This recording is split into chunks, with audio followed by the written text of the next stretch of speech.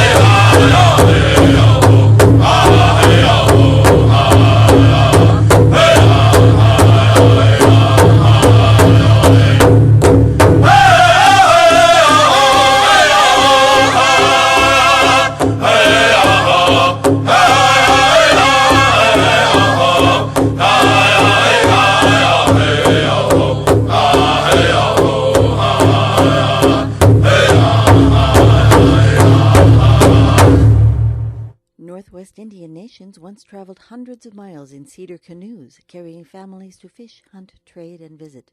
Native canoe culture is about strengthening relationships and making lifelong friends. In this spirit, the Quinault Indian Nation will host Paddle to Quinault. You're invited to join and help welcome dozens of native canoes from around the world to our journey in Potlatch, August 1st through 6th. Come join us. This summer we are all Quinault. Volunteers needed. Visit paddletoquinault.org.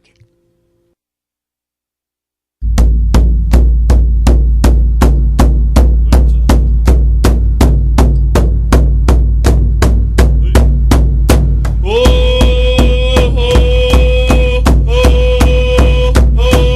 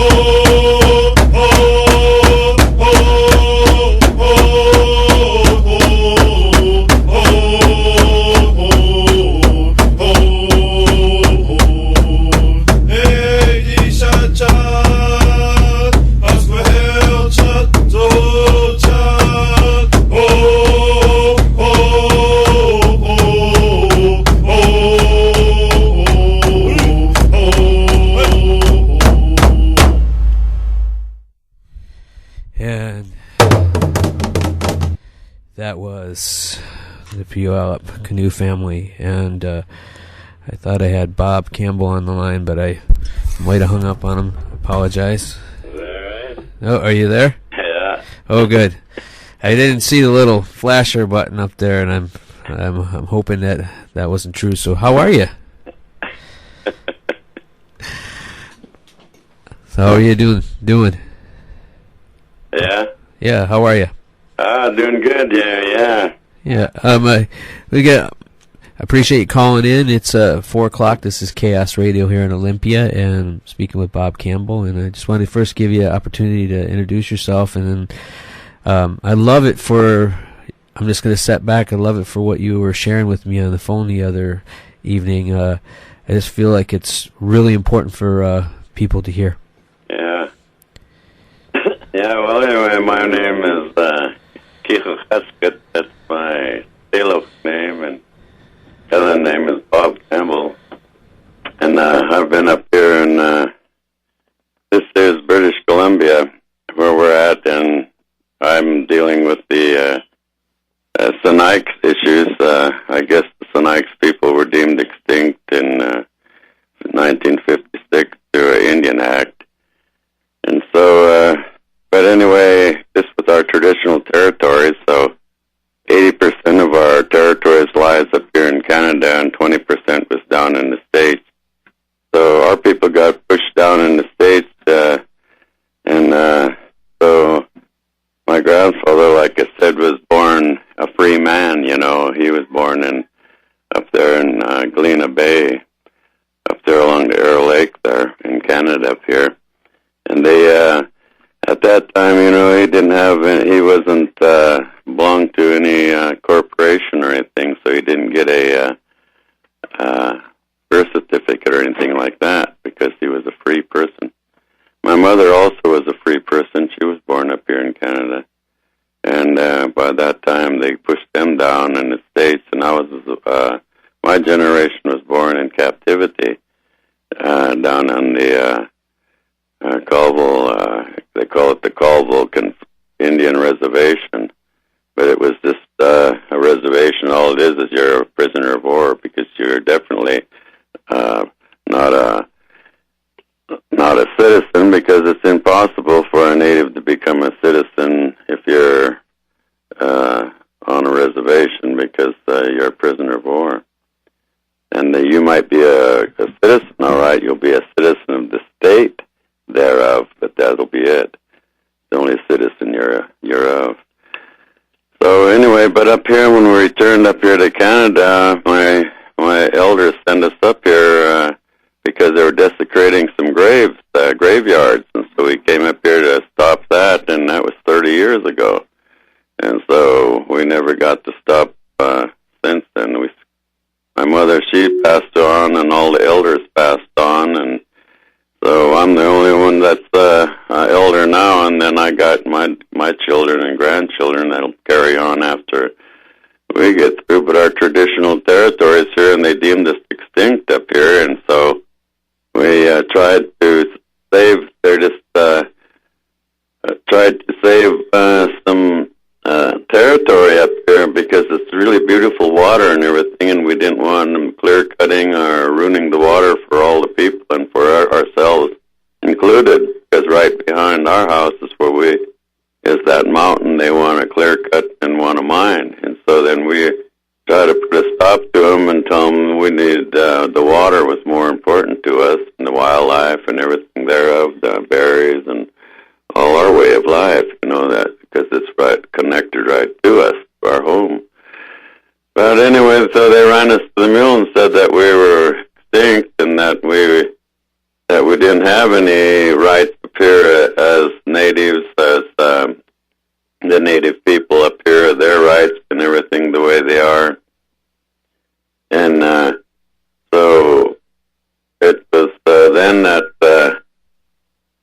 well, then finally we started. That's been 30 years I've been fighting. We had a court case, this Robert Watt court case. It went on for 20-some years, back and forth, and anyway, and so it wasn't until, like I said, 30 years later, they were trying to save that mountain mountain, and then they said we weren't the right people that we were extinct and all that, and that we didn't have any say about it, even though we've been here and we can prove that we were Air Lake people.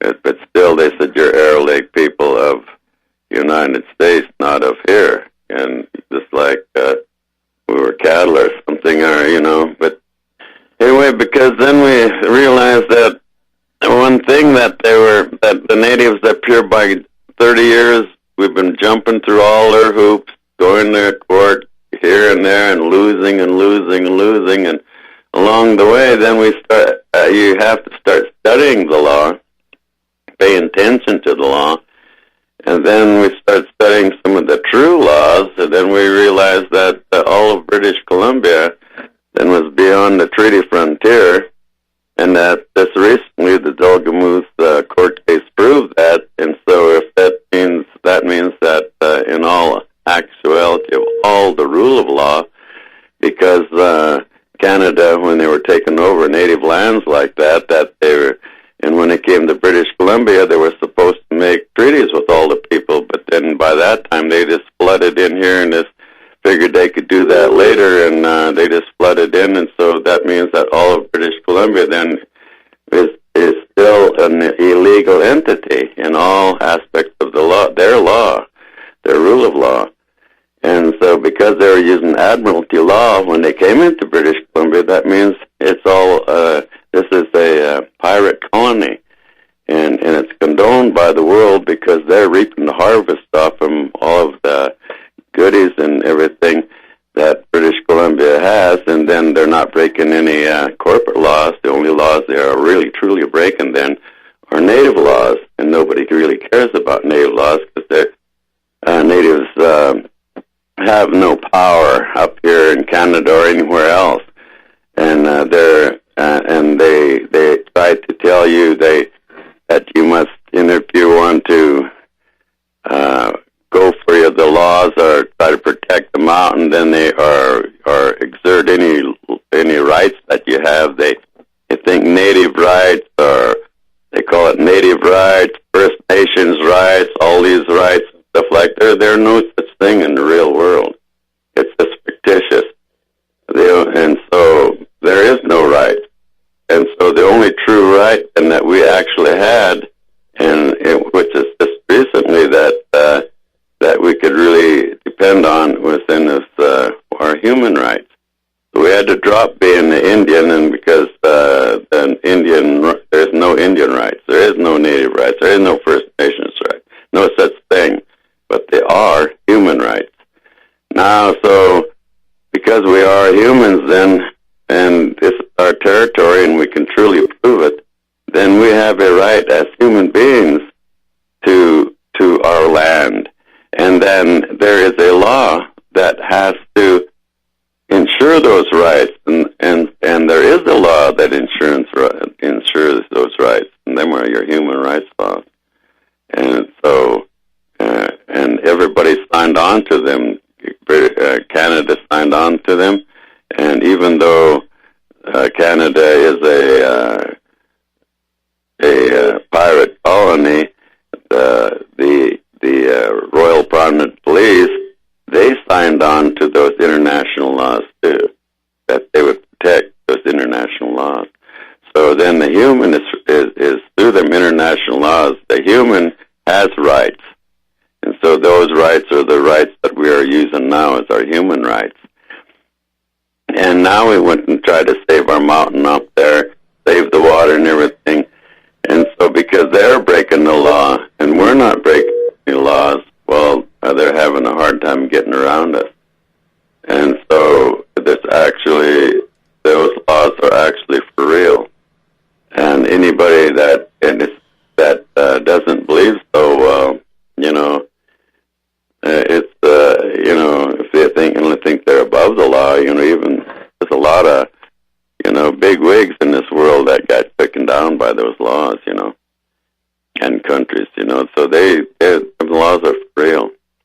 And so we decided, because we're humans, that's the only route we can take now. We've tried everything else, and through 30 years of experience, we found out natives have nothing, but humans do.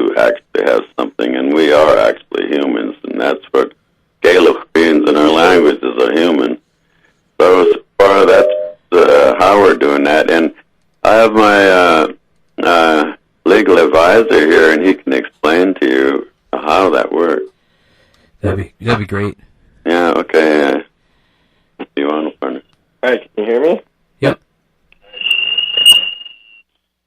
So yeah, there's a bunch of different international laws, like through the International Criminal Court, which for Canada, they have to follow all the rules. The United States hasn't quite yet gotten to there, but there's different ways to approach all these basic human rights, where people don't have to be categorized as basically as a slave, in a sense, to corporations, because Canada and the U.S. both are just really corporations. And so then there's the International Covenant on Civil and Political Rights, and there's an International Covenant on Economic and Social and Cultural Rights that were both ratified by Her Majesty the Queen and Right of Canada, which is the official corporate name for Canada. And so these acts that they've signed on to, they have now established that international criminal court. And some of these, through all these, what they call conventional international law, and any treaties and stuff that exist like that are on an international level, are things around genocide or war crimes, crimes against humanity. All these things are under those things, or like when if a state is depriving people of their basic cultural or religious rights or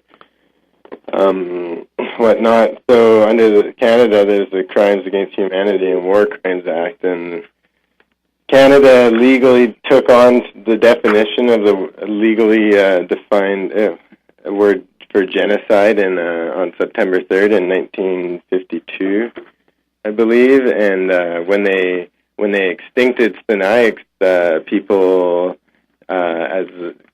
determined their political status to be extinct in 1956. They were already signed on to the International Covenant for the Punishment and Prevention of Genocide, that older UN document. So the legal definition fit back then, but now even under these new international court, the jurisdiction would be that of the International Criminal Court if applied to the Sinixt nation and Sinixt people's case in Canada, because under those laws, under the actual Canadian domestic law, their definition of genocide means an act or omission committed with intent to destroy in whole or in part an identifiable group of persons. And basically the colonial history here proves that Sinixt had major interests, huge village sites, and occupied the land since humans lived here over 10,000 years ago. So there's no argument there, and that they've been depriving Sinixt people of, at the border, legislating law in the early colonial era to actually completely block them out of their territory.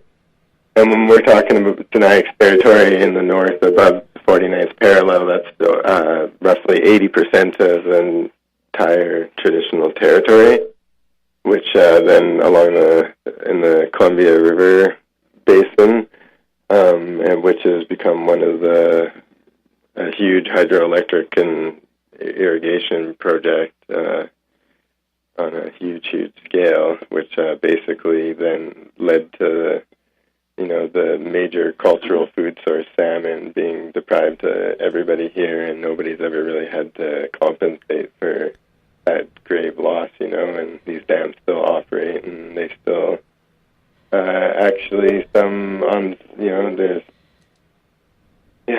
so all these things happened then, but under these laws, the police, they're it's just like the laws that came out after Nazi Germany,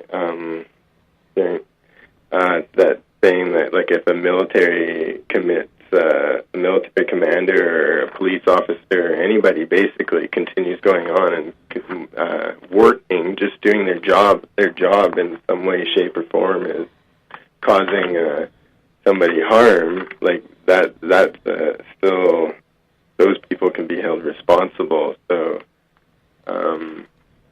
right now, basically, international criminal court case against Canada is pending, I guess, and just evidence is being gathered and compiled, and just instead of what it really comes down to in this whole doublespeak of legalese, the legal language, all these definitions, the definitions that they use in law, ultimately mean something different than you normally use words for in your everyday life. So it really comes down to all these definitions. And Sinixt people, the government of Canada would say that they are not determined to be Aboriginal people. And they would never actually say what status other than a tribal group. They recognize that Sinixt people exist as a tribal group, but not as Aboriginal peoples of Canada. So, and that term, Aboriginal peoples of Canada, is a legal defined term. The term First Nations is not a legally defined term, so it can include other classes of people within the legal speak that they're using. But they always leave open a category for human beings, but basically everybody operates in their day-to-day life as something other than a human being, as their legal persons doing banking or insuring cars or houses or purchasing, filing taxes. All that stuff is done under your legal person, which when you look up the definition of a legal person in Black's Law Dictionary, it'll either refer to a fictitious person or an artificial person. And so basically there's this thing when you walk into courts and stuff, they're assuming that you're always operating not truly as a human being, but more in your legal status as your corporate persons, ultimately. But under the international laws, they state there's one that protects cultural rights, the International Covenant on Economic, Social, and Cultural Rights, states in Section 1, Article 1, Part 1, all peoples have the right of self-determination. By virtue of that right, they freely determine their political status and freely pursue their economic, social, and cultural development. And then it goes on to say, all peoples may, meaning that you still get to choose, for their own ends, freely dispose of their natural wealth and resources without prejudice. So they're saying, like, your natural wealth, your ability to produce labor, basically, your ability to create what you do as a human being, you may dispose of it to somebody else if you agree to that. So when they're organizing humanity today in these under these corporate structures in these states and whatnot, people still have the right to just continue to live as traditional peoples as they always have been, and that's actually protected by law. And all that people have to do is that just go out and live on their lands and continue their traditions. And if Canada deprives any First Nations, Indigenous person within the state apparatus of Canada, they are in violation of these international laws and can be charged with things such as genocide or crimes against humanity. And this is all fairly recent. Since 2004, this has been applicable. So I don't know. There's a rundown from me. And that would include access to the salmon, to the lands. What you're talking about. Well, that's for a lot of people to decide, and there's a broader community here in Sinixt territory now than there was, and Sinixt, they're inclusive of that broader community as long as it's respecting the salmon and the waters and the land, and, if everybody's, using that basic respect of treating each other equally and with compassion and respect and honor, then, sure. But if, ultimately, if the corporate structure just continues to dominate the landscape here, but if individuals work towards something different, that would be possible. Are you at liberty to talk about a little bit more about some of the things that are happening up there? See, that's one of the things that I have a conversation a lot with different folks, that a lot of people think that this is past tense, but it's happening today, a lot of these things, and tribal people not having access to their cultural way of life, again, with the salmon, being a part of it, that's a very important part up here in the Northwest, and I know that's the same in Canada. Just things that are, that you talk about the genocidal approach, that's what we have to address, that these are still happening to the human being, because like Bob said at the beginning, no Native person that when I talk to, they always would say that in our language, we are the people, we are the human being. And so I wanted to talk a little bit about that if you're able to. Yeah. Yeah, well, that there's, like I said, it's kind of, the way this is going is, the human rights way is the only way that these natives are ever going to be able to do anything. Because it surely isn't because all these illegal entities, like all of British Columbia, you can understand that. All of British Columbia, everybody in here are pirates. Do you understand that? I do. Huh? I do. But does the world understand it? The world doesn't understand that all of British Columbia is one big pirate colony under their own laws. And, if they understood that, then they would understand that all of these native groups and native bands and everything in British Columbia are being illegally detained as servants. Do you understand? But nobody cares. The world does not care. They think about Syria's bad. Well, what about this? What's wrong with these people? Are they all nuts? Or they just don't care? I think it's the law, man. It's all pure reality. Isn't that something? Nobody gives a excuse me, I forgot I was on the... All right, yeah. No. Well, anyway, this is reality, and people right here, and man, people don't even give a crap, and so it's pretty hard for us boys to stand in front of bulldozers, and get pushed around and everything like that, and then has native people, but then they can't do that to the humans, and so that's why we want the human right. If every one of them people, every one of the natives in British Columbia, all went to the human rights immediately, they would win because they are a penal colony. Period. On their own law, they're a colony here of pirates, just like it was down down below there in Australia. You see, there was them colonies down there that they were wound up to be all proven that they were pirate colonies because of their laws that they were using. Which is every law where they went, they always used admiralty law. So when you use admiralty law, that means you're walking the plank, Jack. Yeah. You understand? So, and that's the real deal here, and nobody cares. And most of the thing, because the way they got the laws so twisted and everything, most of these pitiful old Indians up here in British Columbia don't even know the true law. They're still fighting that, they're still looking around and following them guys down that other old trail. Aboriginal, thinking there's something there when there's nothing there. You see? The only way they could ever do it is all go pure human. Drop all their first names and say, I'm a human being and all my rights are being messed up. And it's easy to prove. They just turn and look, the world would look at it and say, hey, yeah, this beyond the treaty frontier, yeah, that's all illegal entity then.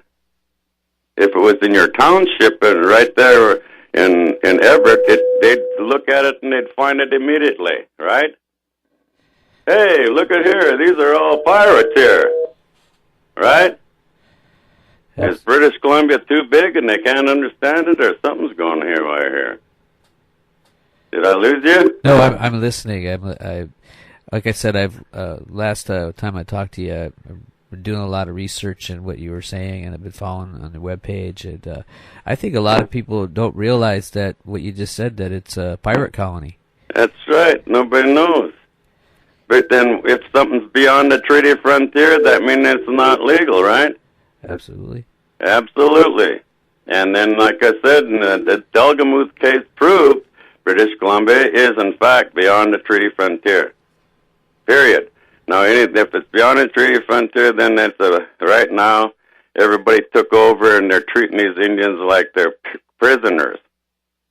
So it's illegal prisoners. They're holding them illegally. They're taking their lands illegally. They're a bunch of pirates. They're piratizing these people under their own laws. Because it's under admiralty laws. It makes more sense if you think about the word piracy and the term admiralty, because that's what they were using when they all came by ships, right? And there was this whole merchant trade that developed over thousands of years ago in the Mediterranean, and laws around like the transfer of goods and commercial exchange on an international level. So think of when the ships are coming. These are corporations on vessels. They're Her Majesty, the royal family's vessels. They're their ships with their slaves and then their indentured servants held in servitude.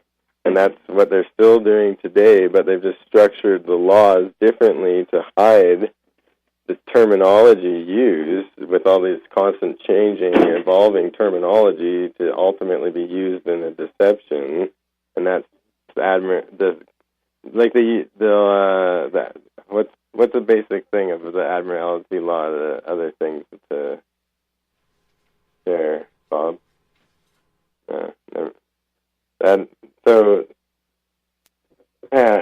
Admiralty law. It's just like they still actually operate. They won't say they actually operate, but when you look at all the I don't have anything in front of me right now off the top of my head. I don't normally really study admiralty law because it's not something that you would just really point it out to somebody rather than be using it.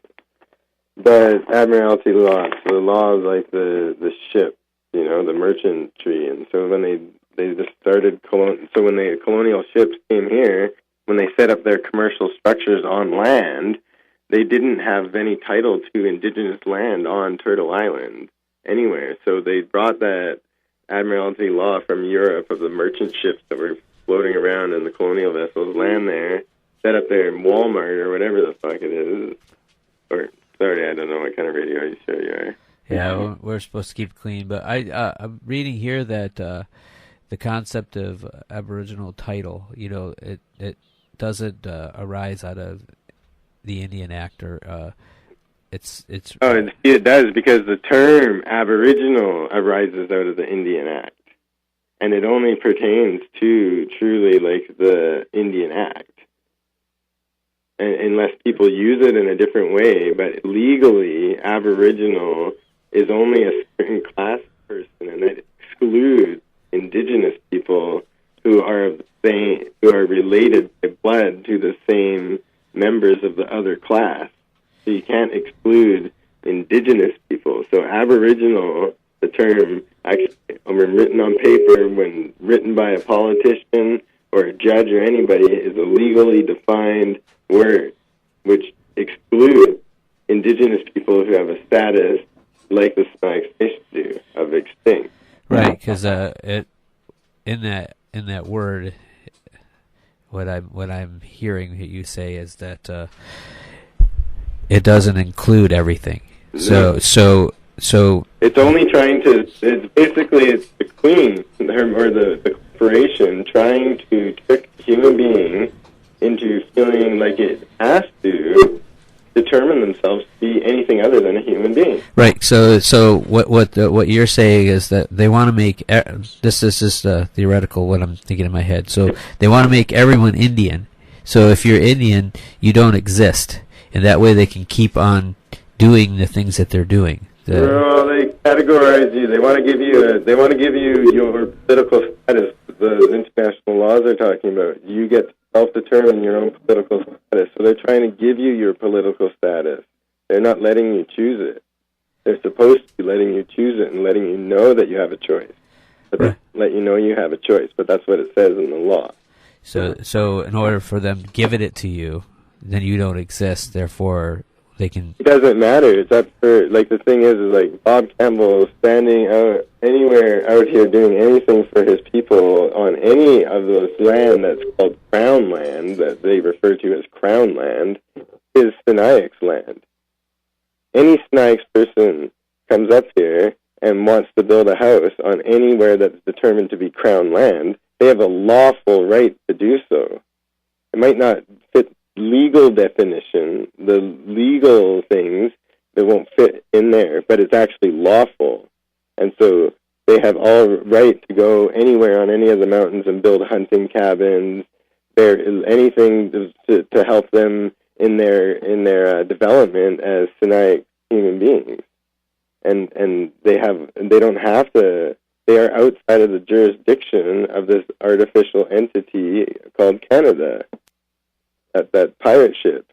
You don't have to you don't have to board the ship. You can stay on the land. Stay with the land. Right. So knowing that we have this information now in front of us, myself, so how can we help the Sinixt people, and ultimately all the people on the planet that have been colonialized like that, taken over like that?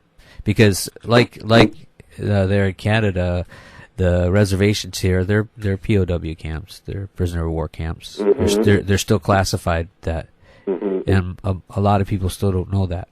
Yeah. And so, like the treatment of they might be in Canada too, but nobody's actually reached that level. But they would still be guilty of a war crime then.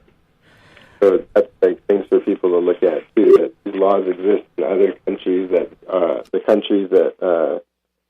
the colonies that we all live in might have to bow down to someone higher up somewhere, and if you just point it all out to the right people and point out the right laws, ultimately everybody's got a basic right just to, if you don't have to do basic things that the corporations want you to, right? Like, no one can really force you into a contractual obligation. That's like in most of the criminal codes. I'm not sure how it is in the States, but I imagine it's actually in there. That's essentially what has happened, though. They've whoever they are, they've forced. Yeah. Yeah. So how do we? What is my next step? To help. Linking up with just keep, doing whatever, doing good wherever your community is, wherever your people are, and just strengthening the respect, sharing knowledge, and honoring the earth and respecting everything, and fighting for the water and the animals, and just sticking up to the ones that can't, Absolutely. knocking the thick skulls, all the birds, everything. They're all the beauty of everything that everybody loves in the whole wide world. Whatever way that is, that you can do that. You just do that. And think about your actions. Use your head. And if you're around here, you can tap in, and we got a website and email, and that's SinixtNation.org, and you can spell Sinixt, SINIXTNATION SinixtNation.org, and you can email at info@SinixtNation.org. And if you're in the neighborhood looking if there's anything going on, we do public work things and stuff where we try and get the community involved. And there's an annual barter fair that happens in late September. I'm not sure the date right now, and other community events and stuff like that. And we're always just kind of, living, doing the basics. And, Yeah, but it's really like the reburials, repatriations haven't stopped since those first ones Bob talked about, and there's been 64 reburials reburied at the old burial site here that everybody's been protecting for 30 years and taking care of them. We built a big traditional pit house down there, a winter house, and people are doing their winter dance, cultural ceremonies, and and fighting for the mountain here. With against mining, fasting, and going on vision quests and praying for the land and everything. People are just living, picking the berries and gathering the medicines, and trying to hang on to what everybody has left of this culture and this beautiful way of life. all right. So we got about 15 more minutes. I just wanted to know if Bob wanted to share anything else with the people. That I just think it's important. Like a lot of times, people just don't know what's going on, and I know that's hard to believe. But like you were saying, the way the corporate media is. I'm thankful for community radio here across the Turtle Island, especially over here. Appreciate Chaos Radio for getting these things out on the airwaves that you don't necessarily hear, and I know that it helps unite us as people, as the human being across the world, because these things are happening everywhere, and it's unfortunate in 2013 that they're still happening and that the people can't just simply live and.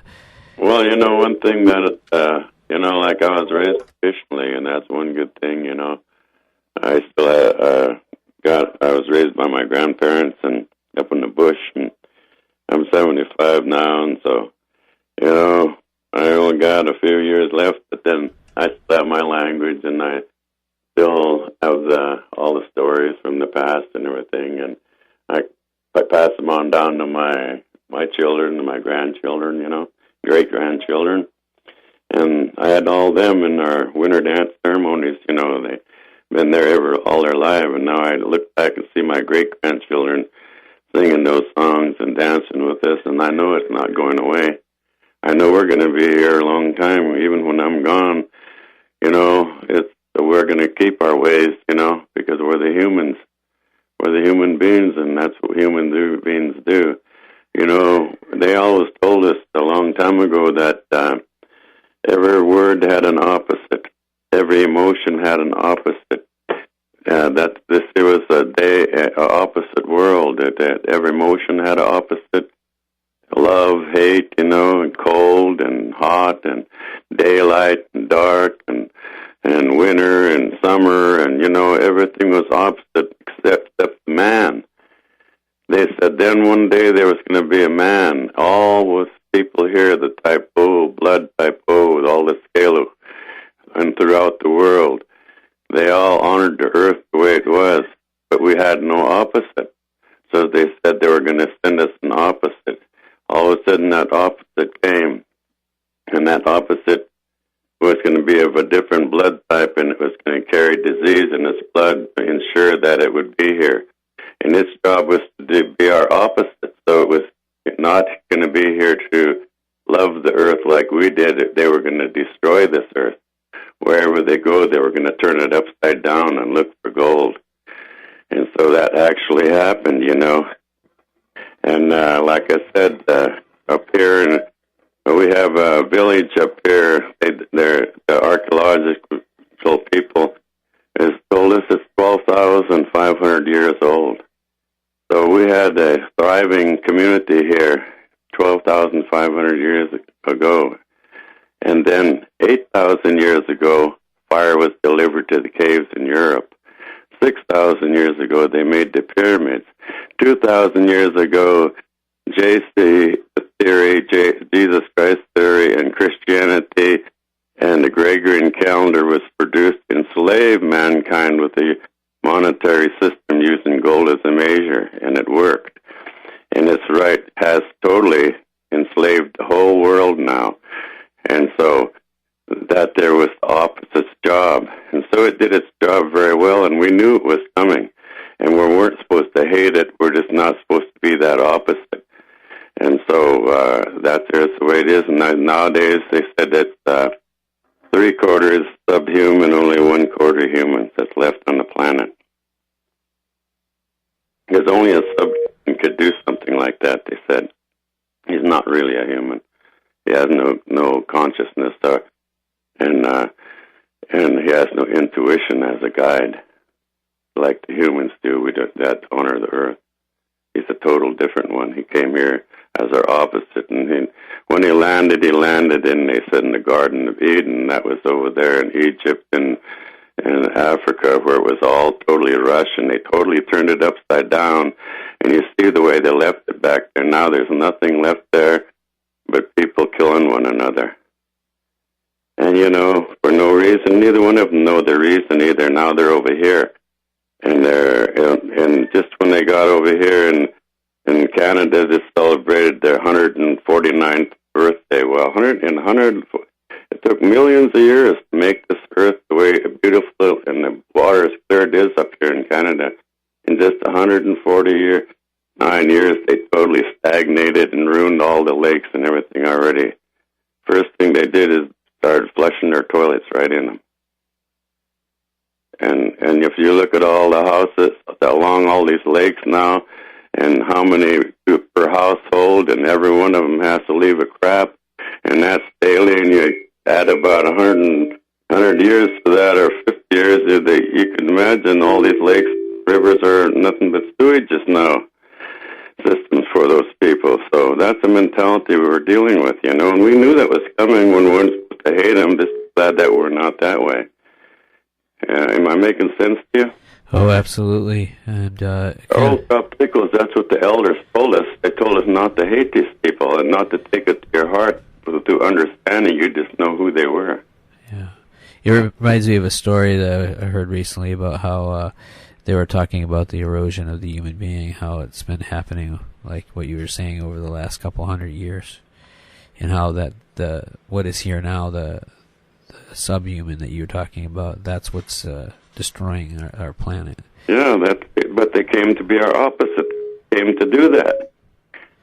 They came to do that, They can't change, or they wouldn't be an opposite. And we can't change, or we wouldn't be an opposite, you see? Absolutely. In other words, you can't... You see a battery there, you can't hate the negative post and love the positive post, You got to love the whole battery. And the Creator got it set up that way, so we don't question His Creator's work. Just live with it and do our part. Absolutely. It reminds me of when I sat up, and that was one of the things that was, you just keep doing what you're doing. We have, the spirits have it under control. Yep. And by us talking today, it's bringing that together. I know that in my heart. So I appreciate you taking time. I know that you're busy and doing things, but I think it's important for our listeners, our relatives, to hear. Oh yeah, I got a lot of relatives over there.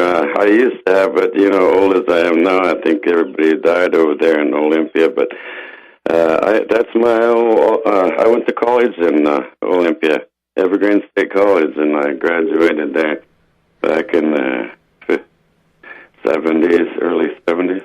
Yeah, that's where we're broadcasting out of the Evergreen State College. Evergreen, well, that's my old school, man. Yeah. So, right on. Yeah, so we appreciate taking time this evening to... Well, all right. Hey, it's really it really makes me feel good that my old school there is still doing good things.